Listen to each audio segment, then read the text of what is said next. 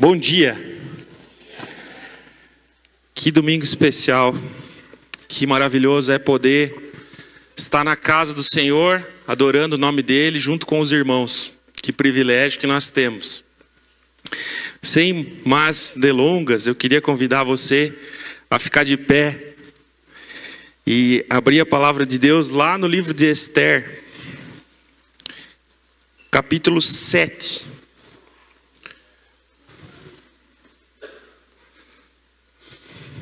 Esther, capítulo 7. Conforme você for encontrando aí, mas já está todo mundo de pé, né?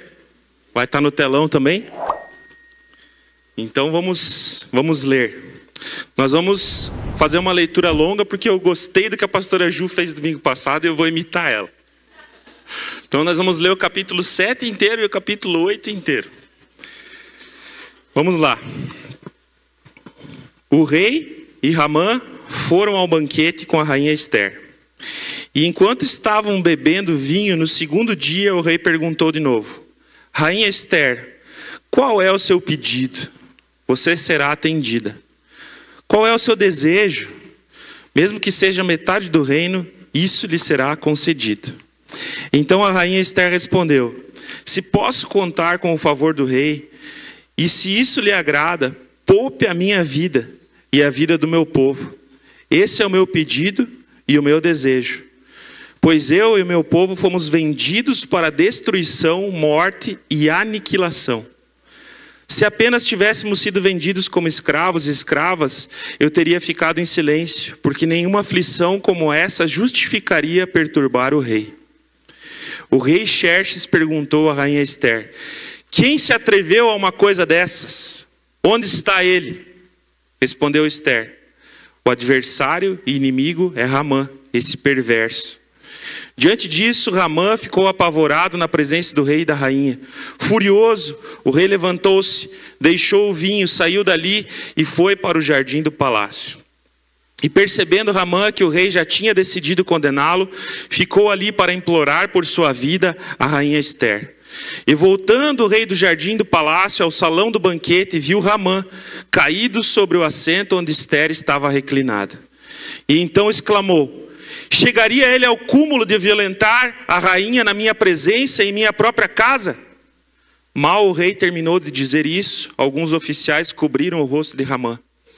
E um deles, chamado Harbona, que estava a serviço do rei, disse: Há uma forca de mais de 20 metros de altura junto à casa de Ramã, que ele fez para Mardoqueu, aquele que intercedeu pela vida do rei.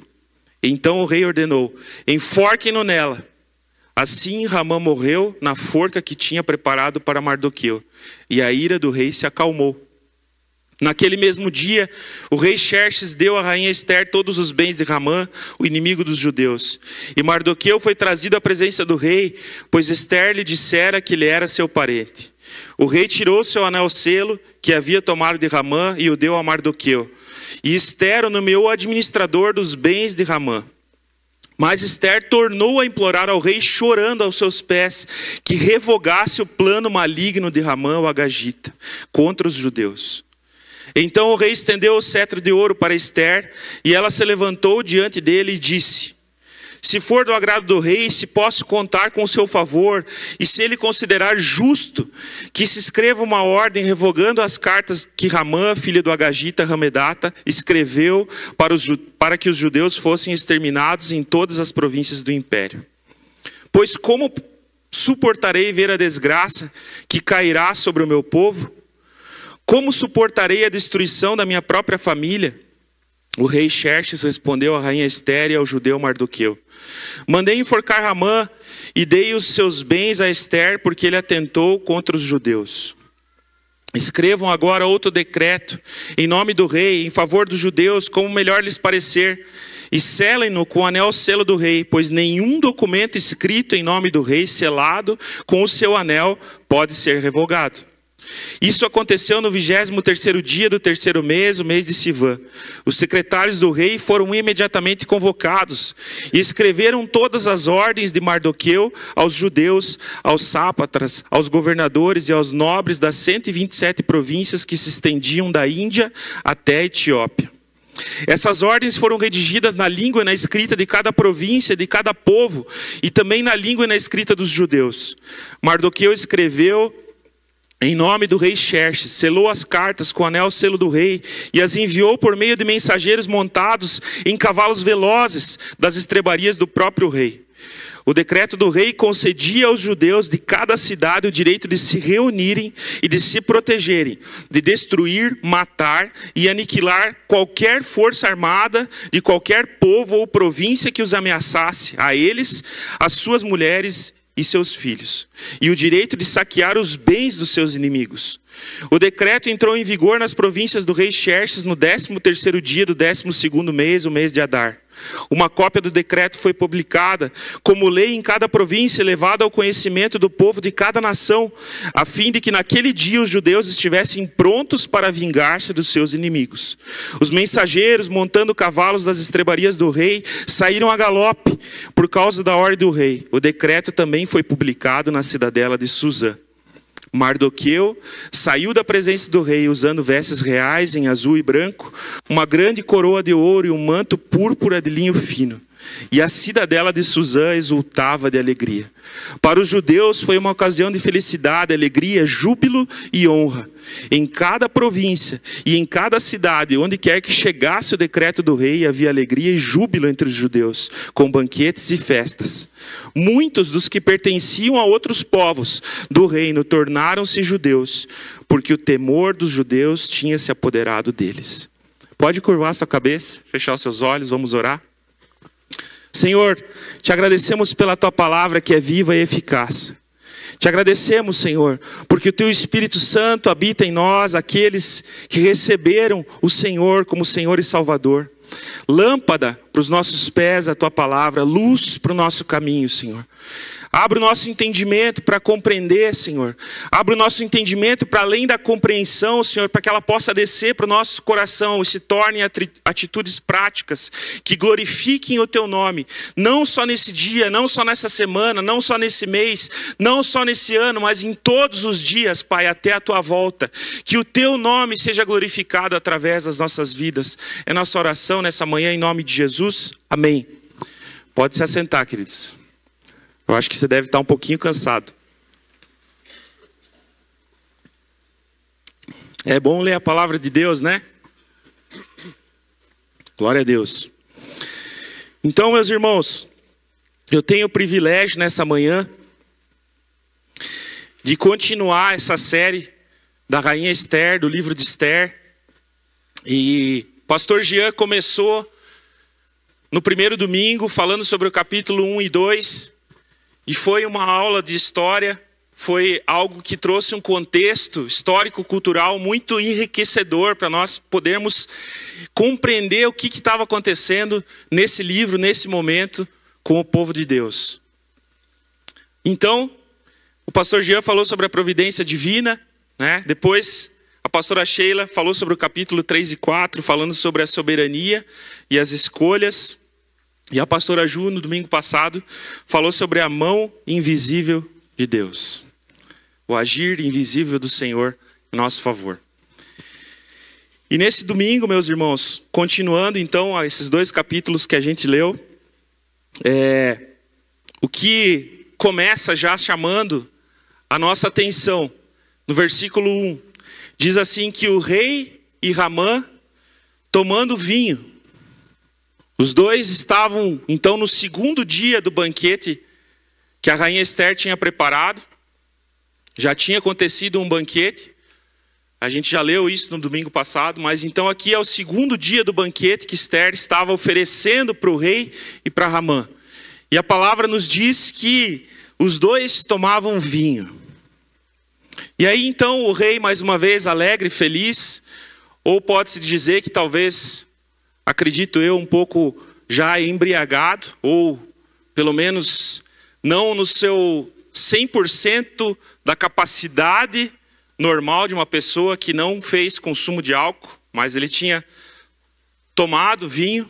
E estudando um pouquinho sobre o vinho daquela época, realmente existia um teor alcoólico. Algumas pessoas diziam que não, que o vinho não tinha teor alcoólico. Não é verdade, o vinho tinha teor alcoólico, sim. Provavelmente de 6 até 11% de teor alcoólico. Então, com certeza, esse rei ele já estava um pouco mais feliz, pelo menos. Vocês concordam comigo ou não? Então, esse rei ele estava um pouquinho feliz, e aí ele faz... A terceira vez ele pergunta a mesma coisa para Esther, porque na verdade, como a gente aprendeu com o pastor Skip e a pastora Deb, ele estava muito curioso. Ele estava curioso e ele pergunta para Esther: Esther, qual que é o seu pedido? Eu quero lhe atender. Qual que é o seu desejo? Mesmo que for metade do meu reino, eu quero te dar. Né? Esse é o discurso do rei Xerxes para Esther. Até então, nada havia sido revelado. Mas a verdade, meus irmãos, é que esse rei não era um rei que temia a Deus, certo? Ele não era um rei judeu. Ele era um rei gentil, um rei que não conhecia Yahvé, que não conhecia o Senhor, o Deus dos judeus. Porque se ele fosse um rei judeu, ele não estaria tomando vinho.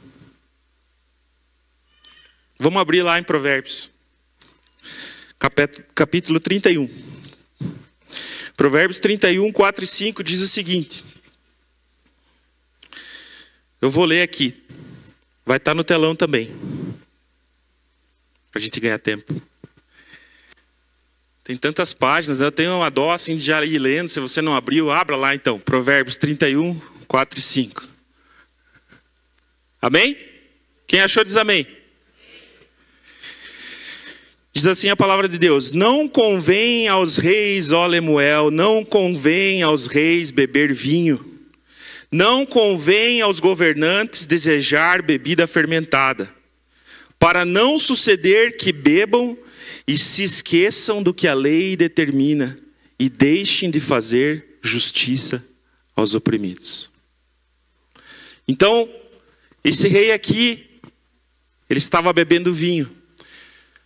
E uma situação terrível estava para acontecer debaixo do nariz dele. Mas ele estava alienado, porque o vinho tinha o distraído, porque o vinho tinha o entorpecido, porque o vinho tinha tirado o foco daquilo que ele precisava fazer.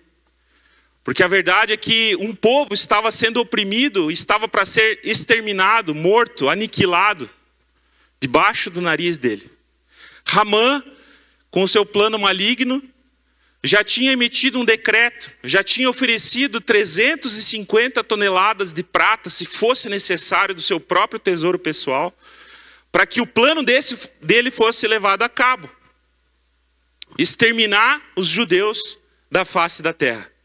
Esse era o plano de Ramã. E o rei estava fazendo o quê? Bebendo vinho com o próprio inimigo da sua rainha amada, a qual ele queria dividir metade do reino dele, mas nem sabia de qual povo ela era. Eu acho que realmente esse rei estava muito distraído. Ele estava festejando com o inimigo da sua rainha. E a primeira pergunta que eu tenho para nós essa manhã, fazendo uma reflexão nesse trecho, é o que está nos embriagando? Sabe, o que tem nos entorpecido? O que tem acontecido com os nossos sentidos? Nós estamos 100% alertas para aquilo que está acontecendo à nossa volta? Ou será que talvez, pode ser, que alguma coisa tem nos distraído? Eu não sei. Pode ser que você chegou aqui nessa manhã e a tua casa, ela está ruindo. A tua casa, ela não está sendo edificada sobre a rocha. A tua casa, ela está desse jeito e você está com uma taça de vinho na mão. Ou talvez com uma latinha na mão, se você quiser fazer uma comparação com relação à bebida alcoólica. Mas as distrações que podem nos tirar daquilo que nós precisamos estar alertas, não é só a bebida alcoólica. É muito mais do que isso. E eu quero que o Espírito Santo comece, desejo e oro para que o Espírito Santo comece a ministrar o teu coração com relação a isso. Talvez o que tem entorpecido você nessa manhã seja um seriado interminável que rouba o teu tempo de comunhão com o Senhor e com os irmãos, quando você prefere estar na frente de uma tela do que conversando com alguém sobre as coisas do Senhor. Talvez seja isso, não sei. Talvez as redes sociais, talvez um videogame, talvez o excesso de trabalho. Muitas pessoas se entorpecem pelo excesso de trabalho, achando que trabalhando as coisas vão se resolver. Não é assim que funciona. O trabalho também pode nos entorpecer. Assim como também a falta de trabalho pode nos entorpecer. O descanso demasiado, tudo aquilo que é exagero, pode nos entorpecer. Nós precisamos aprender a ter equilíbrio, amém? Talvez o que tem te embriagado é o desejo de controlar todas as situações. E na tua ânsia de controle sobre todas as coisas, você acaba vivendo uma ansiedade sem fim. Porque nada pode passar despercebido aos teus olhos. E você quer controlar e manipular todas as coisas conforme o entendimento que você tem. Eu não sei. Talvez aquilo que está te embriagando seja infoxicação. Já existe essa palavra. Sabia? Eu pesquisei e eu achei que tinha inventado ela. A gente acha que é alguma coisa, né? Já existia o cara que falou isso, já faz tempo já. Então existe essa infoxicação. O que é isso, gente? É você estar com tanta informação que aquela informação começa a te intoxicar. É uma rolagem sem fim de notícias que você quer ler, você quer saber o que está acontecendo lá com Israel e com o Irã, você quer saber o que está acontecendo no mercado financeiro, você quer saber quais são os lançamentos dos instrumentos que está acontecendo no mundo. Agora estou confessando os meus pecados. Você vai querer saber um monte de coisa, é tanta informação que isso está te distraindo daquilo que você precisa estar focado. E talvez algumas coisas estejam passando por debaixo do teu nariz. E você não tem visto. Porque você está entorpecido ou embriagado com isso. Mas nessa manhã, a minha oração é para que você acorde, para que nós acordemos. E que, se for necessário, Esther se levante na nossa vida. Pessoas como Esther, que vem trazer um despertamento, que é o que vai acontecer nos versículos seguintes, certo? Queridos, só para trazer um pouquinho mais de entendimento para vocês. Então aqui, os dois estavam bebendo, Esther estava ali, o rei estava feliz, achando que estava tudo numa boa. Mas não era isso que estava acontecendo. O significado do nome Ramã, tá? Eu fui pesquisar no Dicionário Internacional de Teologia do Antigo Testamento. Obrigado, pastor. O nome Ramã significa barulhento, inquieto, perturbado, alvoroçado. Esse é o significado do nome de Ramã. Não sei se faz sentido para vocês com a forma como nós vivemos hoje. Essa inquietação, nesse alvoroço. Como dizia minha avó, parece que tem formiga na bunda. A gente vive inquieto, sem ter descanso, sem parar para ouvir o Senhor, sem parar para ler a palavra, sem parar para ter comunhão com Ele. E aqui, nesse texto, na disputa do poder por esse reino da Pérsia, Xerxes, o rei legítimo, estava alienado. E Ramã estava obstinado porque desejava o lugar do rei.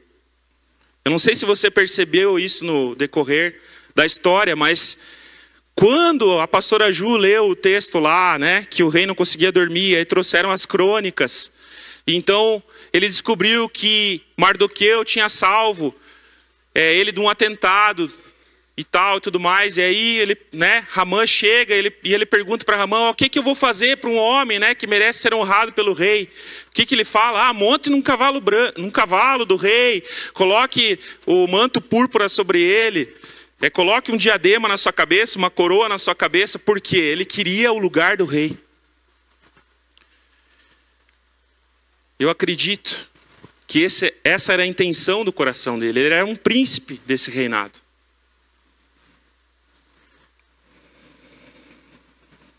Continuando ali, nós voltamos para o versículo 3 do capítulo 7. Então, Esther, ela faz ali o seu pedido para o rei. Esther, ela é muito sábia. Ela fala com o rei de forma polida, com temor, honrando, mesmo que Xerxes estivesse entorpecido, a autoridade ainda estava sobre a vida dele. E ela entendia isso. Então Esther, ela fala: olha, o meu pedido é que o Senhor possa poupar a minha vida e a vida do meu povo. E então, ali naquele momento, ela precisa explicar para aquele que deveria saber o que está acontecendo no seu reino, o que está acontecendo. Ela fala: olha, o meu povo foi entregue para a morte, destruição, aniquilação. Então, todo o plano maligno, porque é essa palavra que a Bíblia usa de Ramã, é exposto.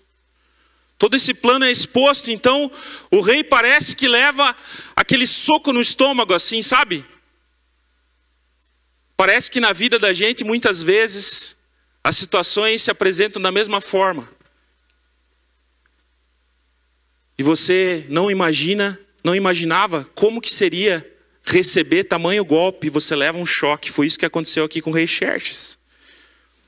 E aí no versículo 5 ele pergunta assim: olha, quem se atreveu a uma coisa dessas? Onde está ele? Gente, sério. É inacreditável quando a gente para pensar um pouquinho mais e você refletir de uma maneira mais profunda nesse texto, a falta de discernimento desse rei. Ele era um tolo.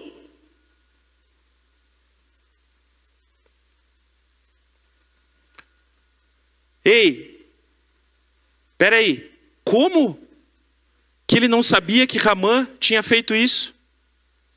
Claro, porque ele entregou o anel selo para Ramã, Ramã fez o decreto e tudo mais. Mas, gente, que falta de entendimento, que falta de discernimento.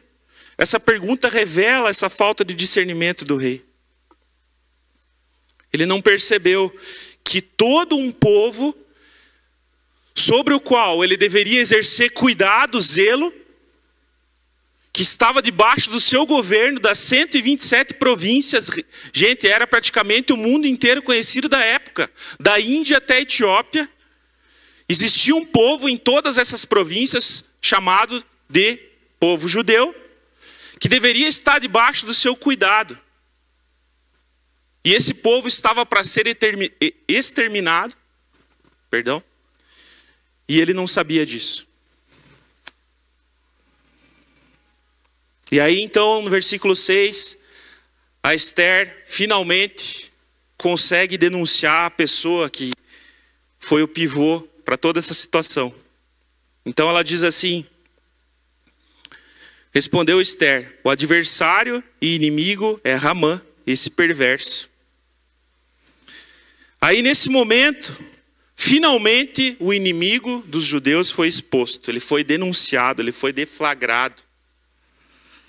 Ramã, então, o versículo continua ele diz que ele ficou apavorado, ele ficou desesperado. Quando ele ouviu isso, ele ficou atônito. Ele não teve reação, porque o seu plano foi descoberto. Aquilo que estava escondido foi descoberto. Veio à luz. Sabe? Isso precisa fazer a gente pensar. Quando nós somos pegos em alguns pecados e erros, qual tem sido a nossa reação? E se somos pegos nos nossos pecados e erros, por que somos pegos? Ao invés de simplesmente confessar aquilo que não é certo e não é correto diante do Senhor. A verdade é que nós nunca deveríamos ser pegos. Porque se nós continuarmos com essa atitude de escondermos as coisas, achando que estamos escondendo do Senhor, quando na verdade não se pode esconder nada dele, mas escondendo coisas dos nossos líderes, dos nossos pastores, colocando coisas embaixo do tapete, e achando que isso não vai ser descoberto, pode ser que seja tarde demais um dia.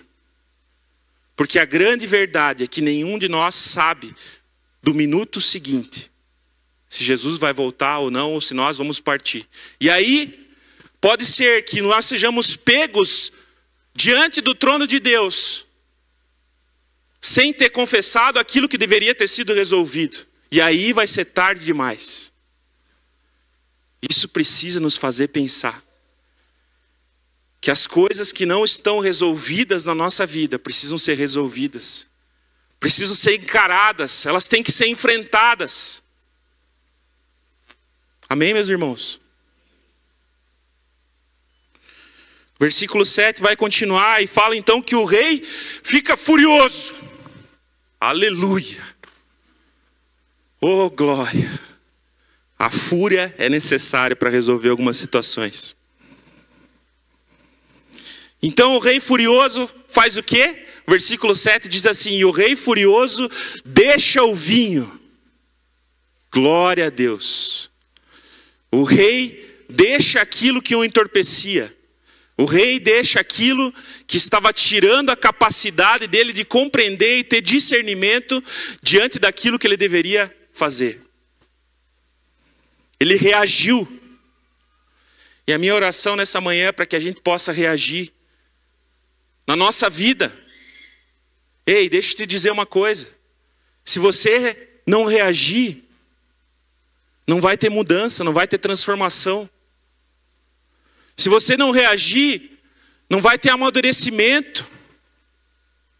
Não vai ter crescimento. É preciso ter uma reação à nossa vida, às coisas que acontecem. A Bíblia fala que o rei então deixa o vinho e vai para o jardim.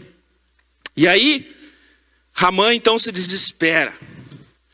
Porque a Bíblia diz que ele percebeu que o rei já tinha condenado ele. A verdade é que naquela hora eu acho que, não caberia um rei isso, mas se ele tivesse alguma arma na mão, ele tinha matado Ramã com as próprias mãos.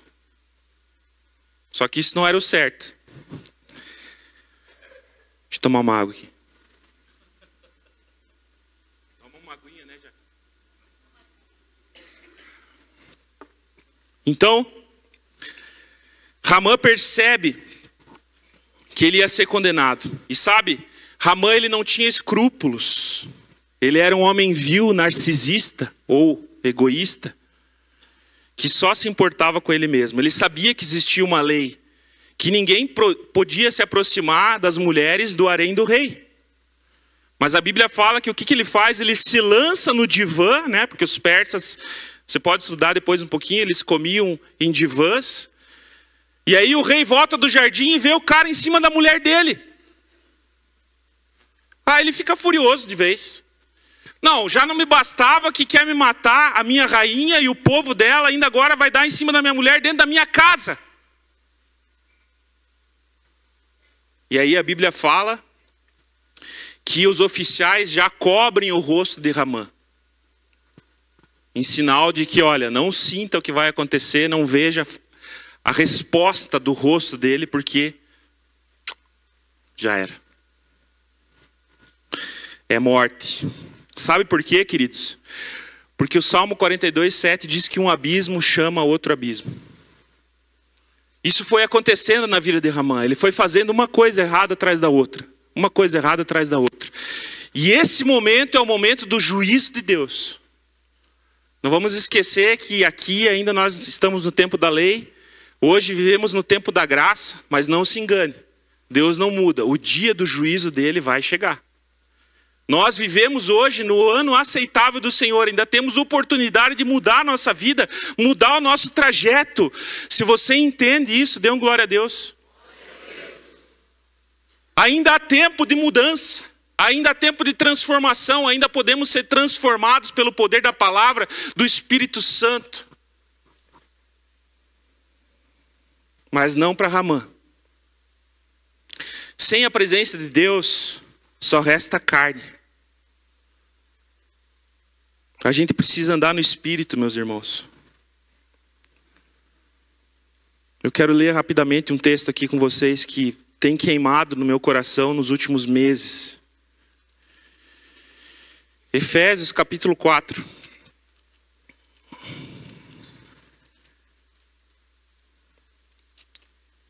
Versículo, vamos ler do 17 ao 32. Diz assim: assim eu lhes digo, e no Senhor insisto, que não vivam mais como gentios, que vivem na inutilidade dos seus pensamentos. Eles estão obscurecidos no entendimento e separados da vida de Deus por causa da ignorância que estão, devido ao endurecimento do seu coração. Tendo perdido toda a sensibilidade, eles se entregaram à depravação, cometendo com avidez toda espécie de impureza. Perceba que Paulo aqui está falando de gente que não tem Jesus. Não é o teu caso. Você tem.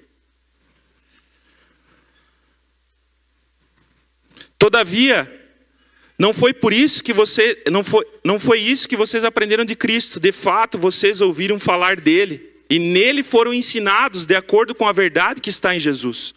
Quanto à antiga maneira de viver, vocês foram ensinados a despir-se do velho homem que se corrompe por desejos enganosos, e a serem renovados no modo de pensar, e a se revestir do novo homem, criado para ser semelhante a Deus em justiça e em santidade provenientes da verdade. Portanto, cada um de vocês deve abandonar a mentira e falar a verdade ao seu próximo, pois todos somos membros de um mesmo corpo. Quando vocês ficarem irados, não pequem. O problema não é ficar irado, o problema é pecar. Apaziguem a ira antes que o sol se ponha, e não deem lugar ao diabo. O que furtava, não furte mais, antes trabalhe fazendo algo de útil com as mãos, para que tenha o que repartir com o que estiver em necessidade. Olha só, nenhuma palavra torpe saia da boca de vocês, mas apenas a que for útil para a edificação dos outros, conforme a necessidade, para que conceda graça aos que a ouvem. Não entristeçam o Espírito Santo de Deus, com o qual vocês foram selados para o dia da redenção. Livrem-se de toda amargura, indignação, ira, gritaria e calúnia, bem como de toda maldade. Sejam bondosos e compassivos uns com os outros, perdoando-se mutuamente, assim como Deus os perdoou em Cristo. Amém? Então, essa é a expectativa daqueles que andam com Jesus. Não mais viver como o velho homem, mas se revestir do novo homem, movido pelo Espírito de Deus. Então, queridos, nós precisamos pensar aqui nesse momento em que Ramã, ele teve o seu rosto coberto pelos oficiais, ali no versículo 8 vai dizer isso. Como que nós reagimos, presta atenção, como nós reagimos em um momento de repreensão? A maneira como nós reagimos quando somos repreendidos ou corrigidos, ou quando alguém vem nos denunciar de algo que nós não estamos fazendo da maneira certa, a forma como nós reagimos a essa repreensão, ela pode mudar o nosso destino. O momento em que as situações são denunciadas e deflagradas na nossa vida, como nós reagimos, vai fazer total diferença, queridos. Quando nós passamos por um processo de correção, de repreensão, a gente às vezes faz umas perguntas assim, eu não sei se é só comigo ou se você também. Por que eu estou passando por essa humilhação? Mas não é essa pergunta que a gente tem que fazer. É o que eu preciso aprender com isso. O que eu preciso mudar? Porque assim, queridos, se Ramã tivesse reagido diferente na primeira humilhação que ele passou, porque essa é a segunda vez que ele teve o rosto coberto. Na primeira vez, a Bíblia fala que quando ele tem que levar Mardoqueu em cima do cavalo, aí quando termina, né, ele vai passeando pela cidade, é isso que um homem merece por honrar o rei e tal, enfim, vocês lembram da passagem ali. Aí a Bíblia fala que ele se sente humilhado, que ele cobre o rosto dele e ele vai para casa. Ele não parou para refletir nesse momento. Deus deu uma oportunidade para ele. Olha, Ramã, o que você está fazendo não está certo. Muda. Vocês lembram do texto de Gênesis 4? Caim e Abel. Quando Caim e Abel oferecem as suas ofertas a Deus, Deus recebe a oferta de Abel, não recebe a oferta de Caim. E aí vem uma teofania, né, Manolo? Quem quer entender que faça EBD, mas a teofania é uma manifestação de Deus. E vem uma voz do céu e fala assim: olha, Caim, por que caiu o teu rosto? O pecado está batendo na porta. Muda a tua atitude. Deus deu uma oportunidade para Caim não assassinar o próprio irmão. Mas ele não soube reagir direito diante da repreensão. Meus irmãos, se você esquecer tudo que eu falar nessa manhã, guarde isso. Pense e repense a forma como você tem reagido diante das repreensões e das situações que a vida tem apresentado para você. Em nome de Jesus. O que nós precisamos fazer para mudar o nosso destino? É uma oportunidade que Deus está nos dando de fazermos diferente aquilo que não estava certo, como foi na vida de Ramã. Ramã reagiu errado. E aí, pela segunda vez, ele tem o seu rosto coberto. Então, o versículo 9 vai dizer que Harbona fala: olha, tem uma forca lá na casa do cara, de 20 metros de altura, que ele fez para enforcar Mardoqueu. Aquele que salvou a tua vida, rei.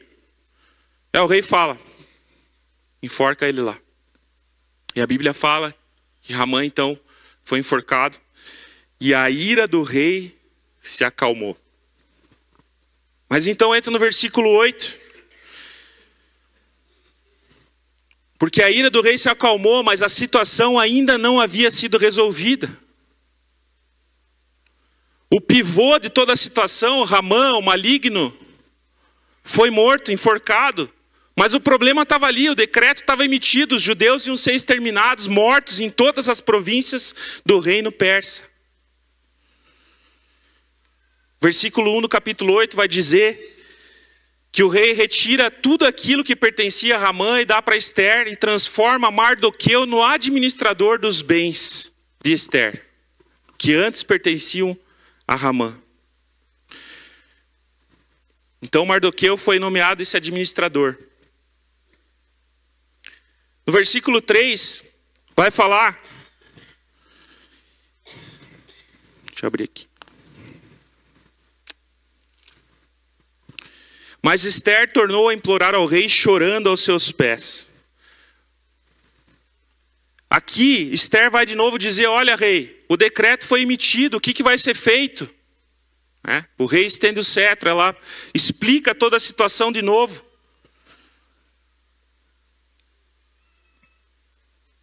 Sabe, queridos, isso nos ensina que nós não podemos deixar pendências na nossa vida.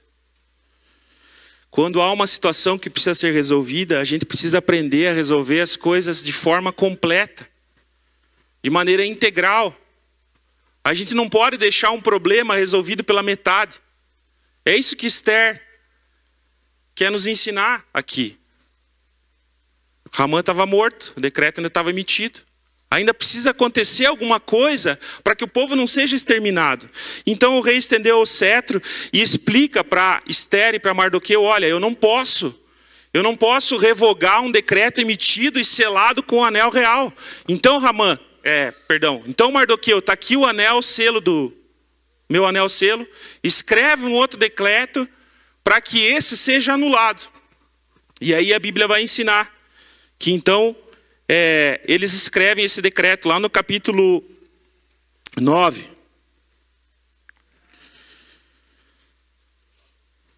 No capítulo 9 fala que todo o sistema de governo persa foi usado em favor da emissão desse decreto. Todos os secretários chegam ali e em todas as línguas das 127 províncias é escrito um decreto para que os judeus pudessem se defender. Eu quero ler só rapidamente esse decreto aqui com vocês. Lá no versículo 11,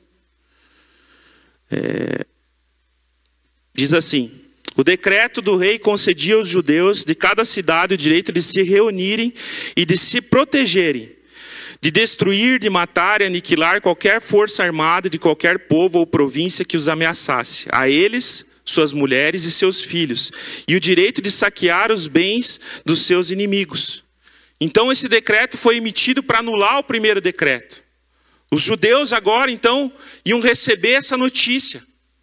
Ei, vocês não vão mais ser mortos, aniquilados, exterminados. Vocês podem se defender. É isso que o decreto está falando. E além de se defender, vocês podem tomar todos os bens daqueles que atacarem vocês.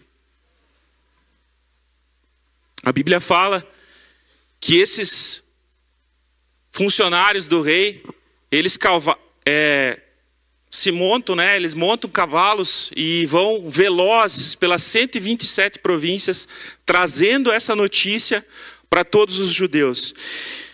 E conforme eles vão chegando nessas cidades, pense na alegria, gente. Que assim, o que acontece? Imagine a situação aqui comigo. Imagine a situação comigo. Chegou um primeiro decreto, você é judeu, e aí então você recebe lá uma lei dizendo que você vai ser morto em determinado dia, determinado mês. Todos os teus inimigos podem te matar, te aniquilar, te exterminar. Isso que acontece, que nós vemos nos capítulos anteriores, que faz com que Mardoqueu jejue, ore, Esther faz toda essa situação, vai se revelando, vai se desenrolando. Agora pense, esse judeu que recebeu esse decreto, vendo que ele podia ser morto, exterminado, tinha algumas pessoas ali que talvez no comércio dele, ou as pessoas que ele se relacionava, ele achava que eram amigos. E aí ele vê de repente com aquele decreto a pessoa olhando mais de uma forma estranha para ele. E aí então ele começa a ganhar inimigos, porque as pessoas veem que o rei quer que os judeus sejam exterminados. E aquela pessoa que seria um amigo, na verdade, se tornou um inimigo. Que situação difícil que esse povo vivia. Mas aí então é emitido esse novo decreto, falando que os judeus então poderiam se defender. E aí agora cavalos velozes saem de Suzã, em direção a todas as províncias do reino persa, levando boas novas, levando boas notícias, levando, olha, vocês podem se defender, vocês podem receber os bens daqueles que atacarem vocês. Como vocês acham que esses judeus reagiram? Fala lá no versículo 16 e no 17. Vamos ler juntos lá. Diz assim: para os judeus foi uma ocasião de felicidade, alegria, júbilo e honra. Em cada província e em cada cidade, onde quer que chegasse o decreto do rei, havia alegria e júbilo entre os judeus, com banquetes e festas. E olha só como termina.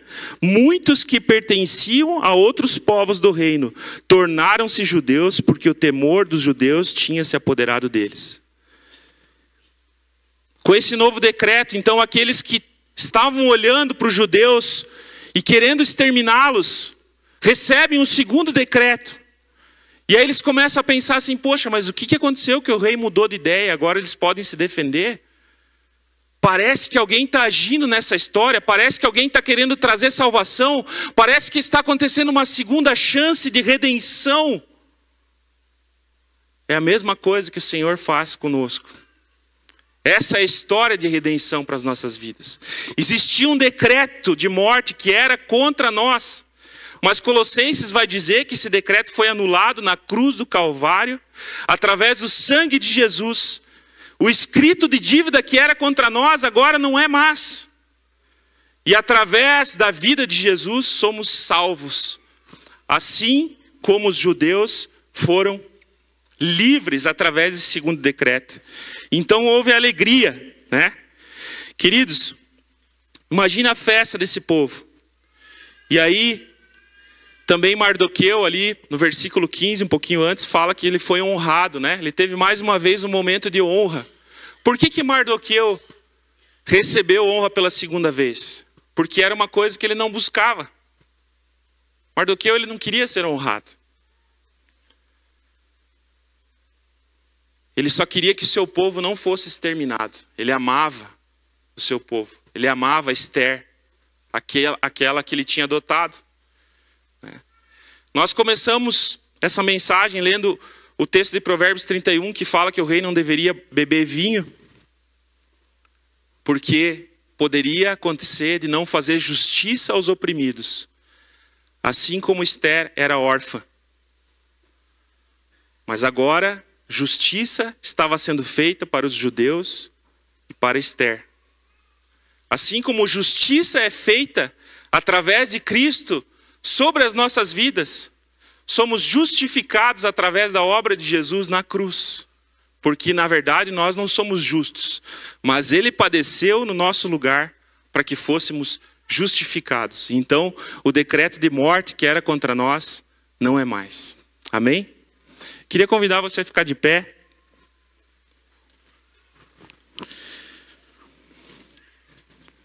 Provérbios 1:7 fala que o temor do Senhor é o princípio da sabedoria. O temor ao Senhor é o princípio da sabedoria. Nós precisamos aprender a temer a Deus, o seu agir, a sua soberania. Precisamos crer na providência sobrenatural de Deus. Precisamos crer no agir da mão invisível de Deus, amém? Aleluia. Então eu quero convidar você a fechar os seus olhos.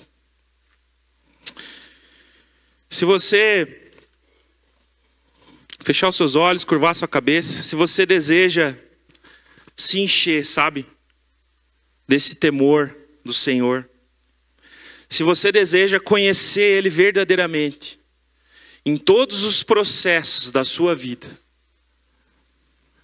se você deseja conhecer o Senhor nos processos de repreensão, nas oportunidades que Ele te dá de você mudar, eu quero convidar você a fazer essa oração comigo. Vamos orar juntos. Senhor, te agradecemos. Te agradecemos pelo Teu Espírito Santo, que habita em todo aquele, Senhor, que recebe Jesus como Senhor e Salvador. Te agradecemos pela Tua palavra, Senhor, que é viva, que é eficaz, Senhor, que é mais cortante do que uma espada de 2 gumes, Pai. Te agradecemos, Pai, pelo privilégio, pela oportunidade que nós temos de vivermos processos na nossa vida, Senhor. Te agradecemos, Senhor, porque esses processos nos amadurecem. Eles nos fazem crescer. Nós não queremos ser hipócritas, Senhor, de dizer que eles não doem, de que não são difíceis. Sim, muitas vezes é dolorido, Senhor. A verdade é que nós não gostamos de ser repreendidos, Senhor. Mas nós queremos, Senhor, enfrentar os processos e as repreensões que passamos de uma forma como um filho de Deus reage, da forma como aqueles que são selados com o Teu Espírito reagem, da forma como aqueles que se despiram do velho homem e se revestiram do novo homem reagem. Nos ajuda nas nossas limitações, nas nossas fraquezas, Senhor. Eu oro aqui por cada um nessa manhã, Senhor, que está colocando o seu coração diante de Ti, que está rasgando o seu coração diante de Ti, que entendeu essa palavra, Senhor. Eu oro por esses, que o Teu Espírito Santo ministre, Senhor, cada um, cada vida, Senhor. Que o Teu óleo, Senhor, possa descer sobre a cabeça de cada um, Senhor. Que o entendimento da Tua palavra, aquilo que o Senhor deseja ministrar a cada um, possa descer ao coração e se torne em atitudes práticas, Deus. Que a partir de hoje, Senhor, nós possamos reagir diferente diante das situações. Que Que nós possamos ter uma nova compreensão, Senhor. Eu oro, Senhor, para que todos aqueles que estão embriagados, distraídos, Pai, que eles sejam livres, Pai, de toda distração, de tudo aquilo, Senhor, que tenta roubá-los, Deus, de ter um discernimento para o que está se passando na vida de cada um, Senhor. Abre os olhos, Pai, abre os ouvidos, para eles enxergarem a Tua soberania agindo, a Tua mão invisível agindo, Senhor. Que possamos fazer escolhas que agradem o Teu nome com a nossa vida, com o nosso viver. Que nós possamos, Pai, glorificar o Teu nome com tudo que fazemos, Deus. Aquele que está ferido, abatido, precisando de consolo, Senhor, que ele encontre consolo em Ti.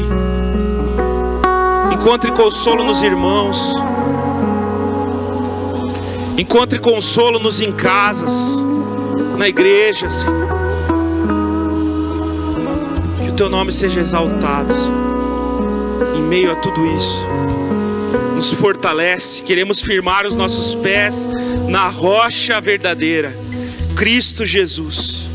Obrigado, Senhor, porque o escrito de dívida que era contra nós foi anulado na cruz do Calvário.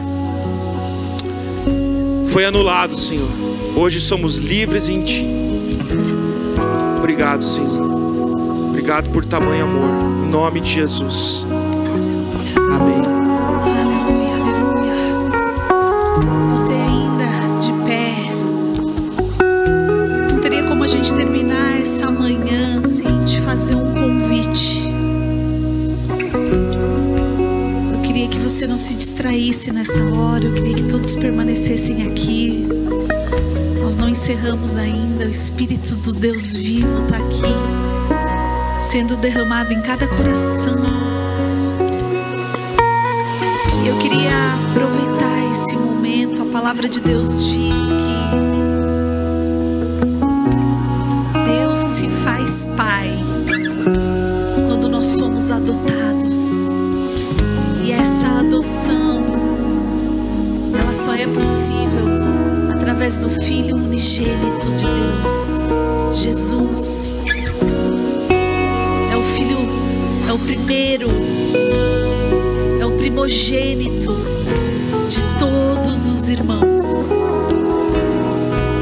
E Ele abre um caminho para que a gente possa se encontrar com Deus e nos tornarmos filhos de Deus, não mais criatura. Todos nós somos criaturas de Deus,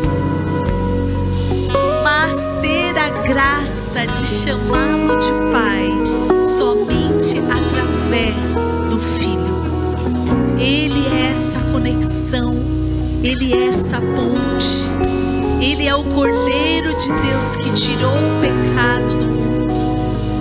Ele foi o Filho obediente e obedeceu até a morte, morte de cruz. E o Teu sangue inocente vertido na cruz do Calvário nos livrou dessa condenação de morte. Por isso Ele é o único Salvador. Não existiu ninguém na história que fez o que Cristo fez e que consumou o que Cristo consumou. Ninguém, nada, não existe outro intercessor. A palavra de Deus diz que Jesus é o caminho, a verdade e a vida, e que ninguém, absolutamente ninguém, chegará ao Pai se não for através dele. Ele é o caminho. Não existe outro intercessor, não existe outra intercessora. Não existe, é Jesus, somente Jesus. E a palavra de Deus diz que quando nós confessamos isso com a nossa boca, crendo de todo o nosso coração que Ele morreu e ressuscitou ao terceiro dia, foi assunto aos céus, está à destra de Deus intercedendo por nós. Quando nós cremos nisso e o confessamos como Senhor, nós somos salvos. E é Deus. Um Deus Pai, um Deus de perto, um Deus que cuida. O Espírito Santo passa a fazer morada em nós. E a palavra de Deus diz que nós somos templo, a habitação de Deus. E Ele começa a nos conduzir a esse caminho. Mas para isso é necessário que creiamos, confessamos. Então hoje eu não poderia te dispensar sem a oportunidade de você fazer essa oração, dizendo: Jesus, eu preciso. Jesus, eu preciso do Senhor. Eu preciso que o Senhor ocupe esse lugar na minha vida. Eu quero ser habitação de Deus. Eu quero ter um relacionamento de Deus como um pai. Eu preciso disso. Então, se você queria convidar todos a fechar os olhos agora. Eu queria falar com você que teu coração está batendo aí mais forte, que está queimando. De repente um dia você já fez essa oração, mas você sente que você precisa renovar isso. Você sente que você precisa declarar isso. Você sente que você precisa hoje reafirmar isso. E alguns aqui pela primeira vez. Se você se encontra dessa maneira, coloca a tua mão, estende a sua mão para que eu possa te ver, que eu quero orar por você. Você que quer fazer essa oração, convidando Jesus para entrar na tua vida, convidando Jesus para ser Senhor da sua vida. Tem alguém aqui? Levante a sua mão. Amém. Glória a Deus. Amados, eu quero fazer uma oração com vocês. É rápido, a gente já está terminando. Por favor, eu não quero te expor, mas eu quero que você dê um passo de fé em direção à tua fé. E eu quero orar por você. Então eu gostaria de convidar você que levantou a tua mão, vem aqui na frente para eu orar por você. Eu quero te conduzir a uma oração. Vem aqui. Você que levantou a tua mão, vem aqui, eu quero orar por você.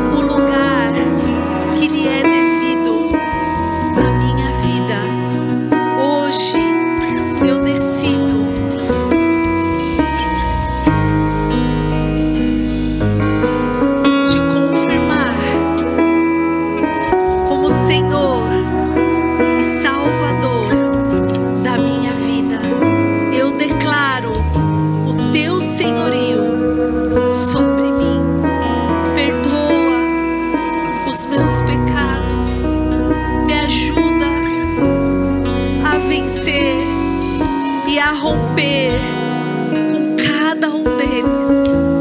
Espírito Santo, Tu és bem-vindo na minha vida.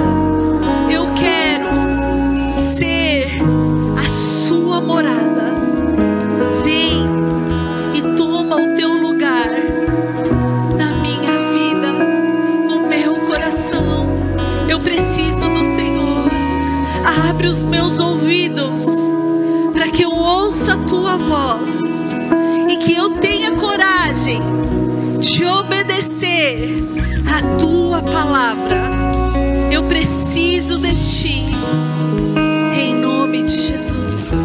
Continue com os teus olhos fechados. Agora eu quero orar por você. O pastor vai fazer uma oração por vocês. Pai, em nome de Jesus, que a Tua doce presença, Senhor, invada cada coração e pensamento nesse momento. Que a Tua doce presença, Senhor, encontre guarida, Senhor.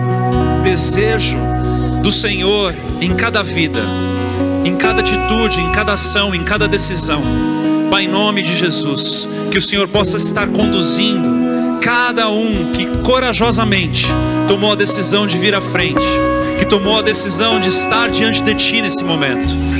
Que cada um, Senhor, encontre na Tua doce presença, Senhor, aquilo que há de suficiente para uma felicidade, para um lugar de intimidade, para um lugar de renovo, para um lugar de vida plena e abundante. Espírito Santo de Deus, opera em todos, diante da Tua porção, diante das estações de cada um, do contexto de cada um, da realidade de cada um. Tu sondas e conheces o nosso coração e sabe a necessidade de cada um. Que nesse momento o Senhor esteja operando de dentro para fora.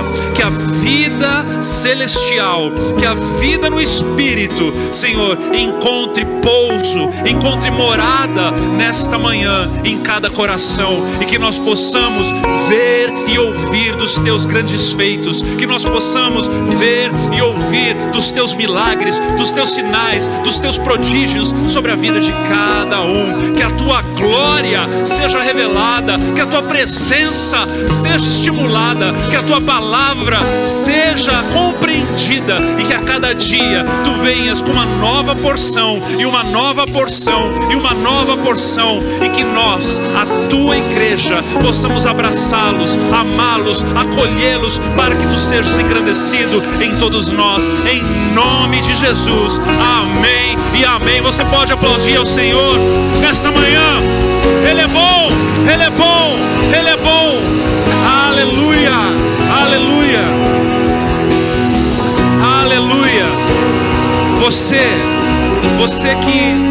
que fez essa oração pela primeira vez, eu gostaria de pedir para que você pudesse estar seguindo aqui essa irmã aqui do meio, a Tamara, até a sala lá nos fundos, que nós queremos dar um presente para você, por gentileza. Aleluia, aleluia, aleluia. Permaneça de pé, nós vamos orar para encerrar esse momento do culto.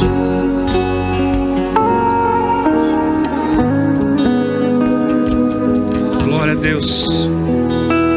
Queridos, eu espero que você esteja percebendo ao longo dessa série algo muito precioso.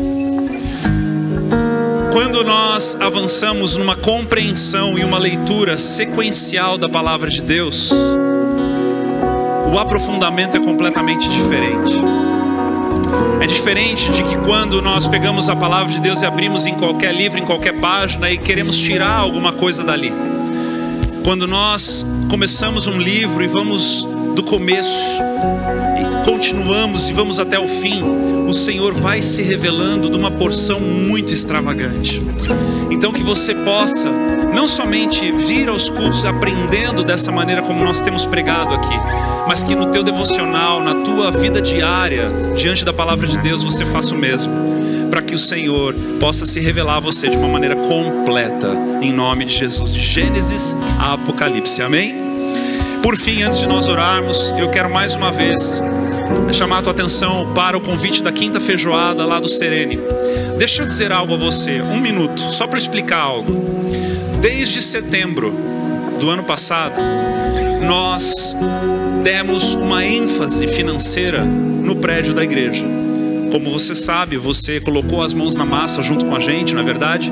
E nós demos uma ênfase nesse prédio da igreja.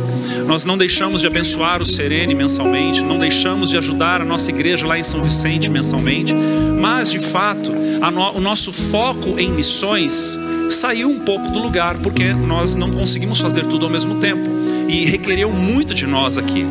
Nós estamos ainda no processo lá no escritório lá em cima, e eu quero crer em nome de Jesus que até setembro, outubro, em nome de Jesus, nós encerraremos essa estação como Igreja Refúgio, amém? Vamos terminá-la. Por quê? Porque é necessário que nós voltemos a fazer missão de uma maneira ainda mais intensa. Então eu quero abrir o meu coração como teu pastor para que você entenda onde nós estamos. E por que é que eu estou te falando isso agora e aqui? Porque pode ser que essa feijoada seja a nossa missão, o nosso foco de missão nesse ano. E eu de coração estou tendo dificuldade de compreender como a gente não conseguiu comprar 100 feijoadas ainda. Estão faltando umas 35 para vender lá fora. Eu quero te pedir de todo o meu coração, de maneira muito graciosa e carinhosa, vamos terminar de comprar essas feijoadas para ajudar o Serene, e vamos colocar a missão de Deus no nosso coração também, em nome de Jesus, amém? Amém, queridos? Deu para entender um pouquinho?